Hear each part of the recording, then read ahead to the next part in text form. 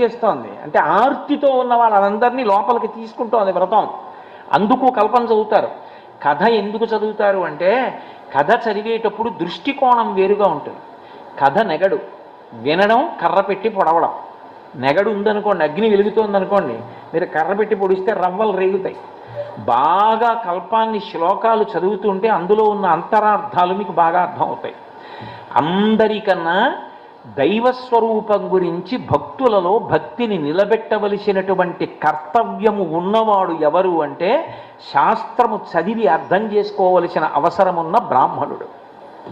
అందుకే అందులో ఎవరు చేశాడు వ్రతం ముందు? ఎన్ని కష్టాలలో ఉన్నా భగవద్భక్తిని వదలకుండా తిరుగుతున్నవాడు సత్యనారాయణుడే కనపడి వ్రతం చేయమంటే ఉన్న ద్రవ్యంతో వ్రతం చేశాడు.